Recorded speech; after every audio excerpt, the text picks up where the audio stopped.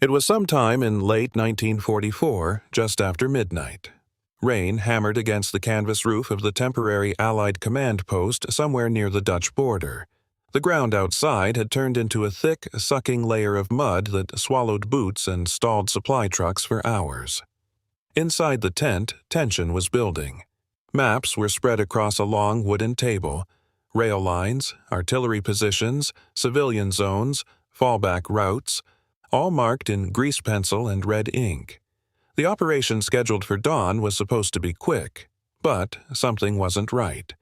Canadian Sergeant Thomas R. Walker had been standing at the radio table for nearly 20 minutes, headset pressed tight against his ear. Static hissed through the line, interrupted by short bursts of panicked transmission from forward scouts. Civilian movement confirmed. Repeat, civilian movement inside the target sector. Walker's jaw tightened. The bombing run was already locked in, and nobody inside the tent seemed to be listening. Across from him stood a U.S. field commander, a decorated officer recently transferred into the sector, who had only arrived 3 days earlier. The strike plan had his signature on it. "Sergeant, you're out of your lane," the commander said sharply. "This operation's already approved at corps level." Walker didn't respond at first. Instead, he slowly placed the headset down on the table. "There are still people in that town," he said calmly. The commander exhaled through his nose. "Evacuation was ordered yesterday." Walker nodded once. "They didn't make it out." Silence filled the tent. Several junior officers looked up from the maps, unsure whether to speak, unsure whether they were even allowed to acknowledge what had just been said. The commander stepped forward. "This strike goes ahead in 2 hours." Walker didn't move. And then, with several staff officers watching, he reached out and placed his hand directly over the strike authorization folder. "If you launch that run now," he paused, "you're not hitting an empty rail yard." The commander's voice dropped. "Sergeant." Walker finally met his eyes. "You'll be hitting families." One of the Allied war correspondents had a camera. One of the Allied war correspondents had arrived earlier that night to document preparations for the morning offensive. Until now, he'd stayed quiet in the corner of the communications area, filming map updates and supply movements for internal records. But when voices started rising, he didn't stop rolling. Walker noticed it first. The red indicator light on the side of the handheld unit, small but unmistakable, glowing through the dim lantern light inside the tent. Someone was documenting this. Not a report, not a typed after-action summary, the actual moment. The U.S. commander followed his gaze and turned sharply toward the cameraman. "Turn that off," he snapped. The correspondent hesitated. Just long enough. Walker stepped forward. "No," he said calmly. "Leave it running." Now, every set of eyes inside the tent had shifted away from the maps, because this wasn't just an operational disagreement anymore. This was accountability. Walker reached down and slid the radio transcript across the table, intercepted civilian reports from a reconnaissance patrol less than 30 minutes earlier. Movement inside the designated strike zone. Uncleared evacuation routes. Medical flags seen near the rail yard.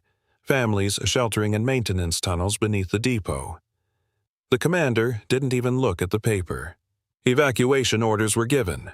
Walker nodded again, but they weren't followed. "That's not our responsibility." A pause. And then, with the camera lens aimed directly at them, Walker spoke louder than he had all night. "You're about to bomb people who never got the chance to leave." The commander's jaw tightened. "You're out of line, Sergeant." Walker didn't raise his voice, he didn't step back, and he didn't move his hand from the authorization folder. "Then remove me," he said quietly. Silence filled the tent. Outside, engines were already warming up for the 0400 launch window. Inside, someone finally understood that this wasn't just a strike anymore. It was a decision that would exist on film, forever. By 3:42, the engines had started. Even through the thick canvas of the command tent, the low rumble of Allied bomber crews preparing for takeoff could be felt in the floorboards beneath their boots. No one inside said it out loud, but everyone knew what that meant. Once the aircraft began taxi procedures, once they moved onto the strip, there would be no calling them back without direct authorization from the command post. And right now. That authorization sat under Walker's hand. The U.S. commander finally stopped trying to argue. Instead, he reached forward and grabbed the folder. Walker didn't let go. For a brief second, neither man moved. Then the commander yanked harder. "Stand down, Sergeant." Walker's grip tightened. Behind them, the cameraman adjusted his position slightly, lens now fully centered on the table between them, on the folder, on the signatures, on the moment. The commander turned toward the operations exit. He was going to issue the launch clearance manually. Walker stepped directly into his path, boots grinding into wet wooden planks. The commander didn't slow down. "Get out of my way." Walker didn't move.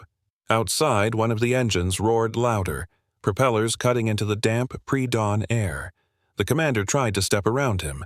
Walker shifted with him, blocking the exit again. "You don't understand the chain of command," the officer said through clenched teeth. Walker's response was almost calm enough to be mistaken for indifference. "No, sir." A pause. "I understand it perfectly." Another attempt to move past him.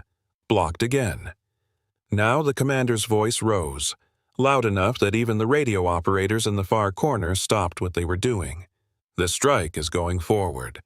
Walker glanced, just once, at the camera. Still recording, then back at the commander. "Then you'll have to put it through me." Silence. No one inside the tent moved. No one spoke.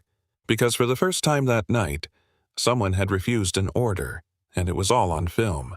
By 3:42, the engines had started. Even through the thick canvas of the command tent, the low rumble of Allied bomber crews preparing for takeoff could be felt in the floorboards beneath their boots. No one inside said it out loud, but everyone knew what that meant. Once the aircraft began taxi procedures, once they moved onto the strip, there would be no calling them back without direct authorization from the command post. And right now. That authorization sat under Walker's hand. The U.S. commander finally stopped trying to argue. Instead, he reached forward and grabbed the folder. Walker didn't let go. For a brief second, neither man moved. Then the commander yanked harder. "Stand down, Sergeant." Walker's grip tightened. Behind them, the cameraman adjusted his position slightly, lens now fully centered on the table between them, on the folder, on the signatures, on the moment. The commander turned toward the operations exit. He was going to issue the launch.